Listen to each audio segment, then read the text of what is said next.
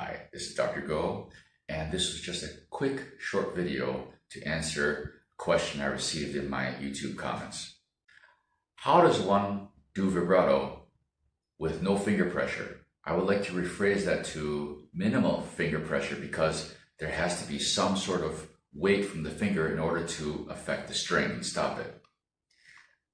It doesn't have to be enough to press the string all the way to the fingerboard, but it has to be enough to stop the vibration of the string. How does one do this? Basically, there are three important things to consider. Number one, really unoily, clean fingertips. We'll get into that. Number two, very relaxed first knuckle, just this first knuckle of each finger. And number three, a very loose and relaxed thumb joint. This one right here.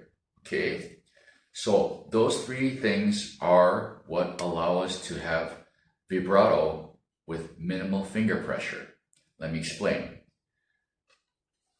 As far as clean fingertips, I've noticed a lot of people, especially in temperate countries, when it gets cold, will put lotion on our skin so that our skin doesn't, get dry, crack. And in some of our cases, like for myself, my skin will actually crack and bleed during the winter months.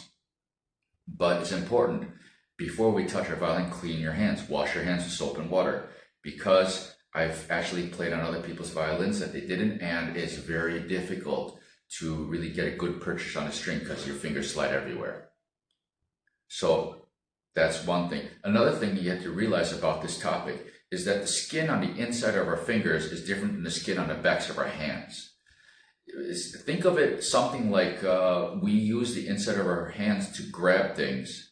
We don't use the backs of our hands every day to do that. So if you look at, the idea of the fingerprint, that's a really nice gripping surface. Yes?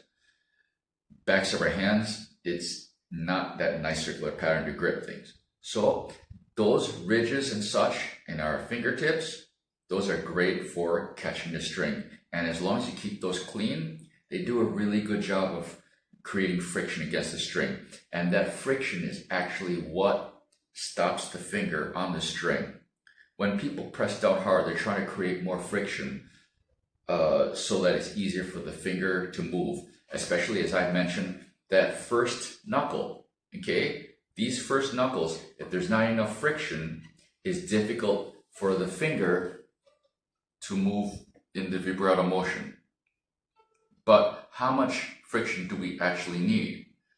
Well, not much. Just the weight of the finger is enough, as long as everything is relaxed and the fingertips are clean.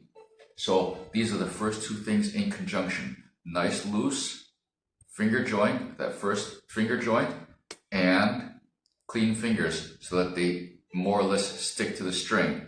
Just the weight of the finger is enough. Now, I like to tell my students that there are three parts to every fingertip when we play the violin. The actual bitter tip, the ridge, and the fat. That's an area with a lot of, those ridges in your finger for fingerprints and such. So that catches the string really well. The tip will build calluses there from playing the violin a lot, especially if you press really hard, you're going to build a lot of callus.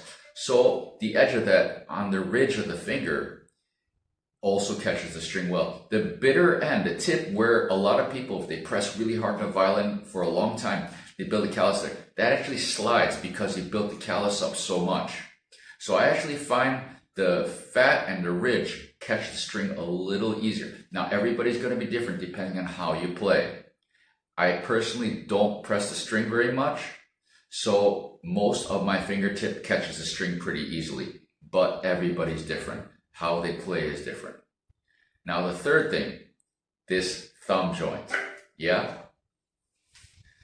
When we do vibrato, obviously we want thumb. Now if the thumb joint, this thumb joint right here is not nice and relaxed, what happens is that the wrist will start to go. And when that happens, it's easier for the fingertips to slide accidentally. So you need more pressure down into the fingerboard to create more friction, and then you get kind of a downward spiral of sorts. So try to keep that thumb joint nice and loose so that the vibrato motion is not disturbed by the thumb. You see that? So I hope this answers the question, and best wishes to all of you. Cheers.